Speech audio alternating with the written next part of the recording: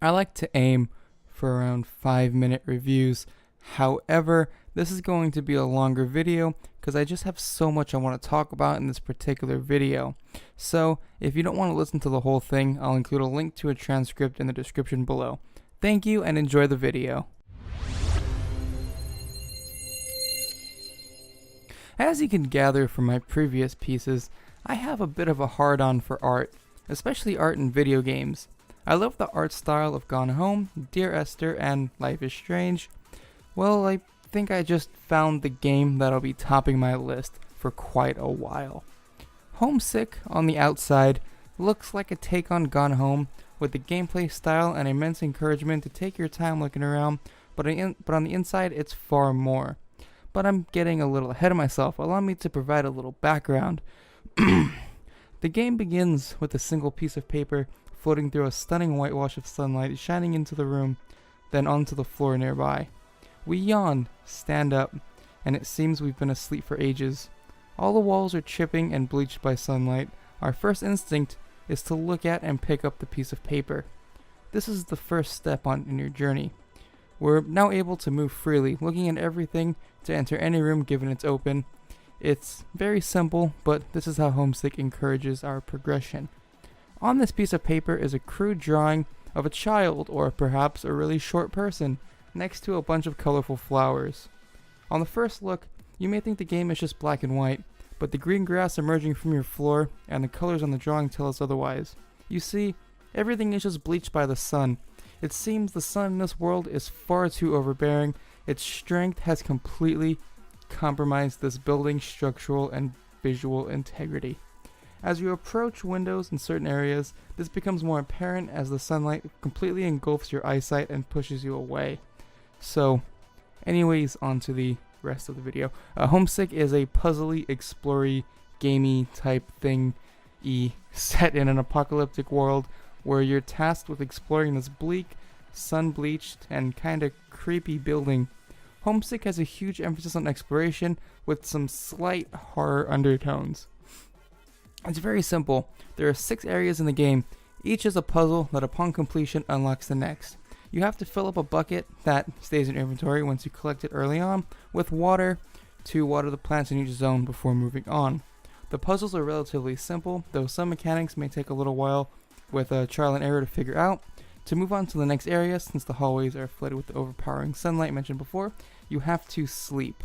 There are these nightmare sequences that allow you to move through previously locked areas. However, as you move, you're being chased by this seemingly angry, oily, demony substance that will engulf you if you stand still long enough, causing you to wake up and start over. It truly is an interesting concept. However, there are no voices or clear indication of what's actually going on. Instead, there are a series of letters and documents written in this nonsensical encoded fonts that you later get to decipher and, upon completing the game and reloading, get to read. The underlying narrative only becomes apparent to those who choose to find it. At least I think so. I played this game like crazy and I'm still not 110% sure there even is an official underlying narrative. It really does have a huge replay value. The music score is ridiculous. Ominous piano music accompanied by cello really pieces it all together. It's so simple like the rest of the game's concept, yet so effective in delivering its message. The dark, ominous sounding music really adds to the whole horror undertones thing from before and really helps build suspense. The game was so well scored, I actually questioned how I scored other games' musical scores, although I realized I kinda scored that fairly, so there we go. As for the visuals, words cannot describe how much I love the art style in this game. The deep monotone, contrasting, and touch of color, paired with the powerful lighting, made this one of my favorite games from a visual standpoint. I haven't much more to say than it's just a visually stunning game. In my opinion, one of the most beautifully designed games I've reviewed on Steam first. As much as I'd love to give this game a perfect score, for all the things I mentioned above, unfortunately that's not how it works. One of my few gripes with this game is the puzzles. I understand it wouldn't be much of a game without some sort of gameplay, though the puzzles aren't insanely difficult. It even gets a little repetitive sometimes, not just because the process is find water, water plants, take a nap, go through nightmare sequence, break down door, get into new area, wake up, rinse, repeat. but the building itself can only provide so many different ways to do this. Though credit should be given where it's due, the gym level and the final level at the entrance was kind of neat. I did actually quite like that. It was a bit challenging, with like the statue heads and the fountain to raise the water and physics. It was neat. They're mostly practical puzzles though, which aren't necessarily always fun or inventive, though they did seem to work. I'd much rather prefer to see it unravel a bit more naturally though, instead of to a set of instructions, you know? The other issue I had was the walking speed. You're able to adjust your looking around speed, but walking is absurdly slow. It became a bit fatiguing moving back and forth trying to figure stuff out when your character moves so slow. What I got from it was more of a walking simulator vibe rather than a beautifully made exploration / puzzly game masterpiece.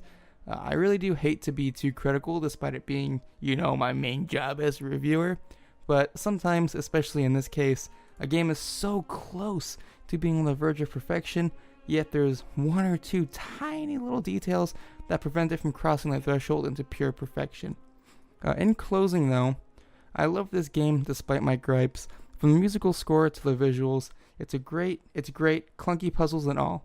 It has a huge replay value, which is one of my main interest points. You just have to see what happened to this place, to the character you control, and everything else. The whole thing is surrounded in mystery and confusion. It's visually stunning, yet nothing too impressive as far as gameplay goes. Though the delivery wasn't as perfect as I'd originally hoped, I can still say this tops my list of exploration-driven games. Everything from the mystery to the spooky undertones to the stunning sounds and visuals are sure to pique anyone's interests. So with that said, my name is Anthony from SteamFirst.com. Be sure to check out SteamFirst.com for those things reviews and content on things involved in Steam. I gotta say that more slowly. Future. Anyway, thanks for watching this video. I'll see you guys in the next one. Be sure to check out all of our other stuff in the description, our weekly live streams, our t-shirt store, and our other content on the site. Thank you guys once more, and I'll see you guys in the next video. Goodbye.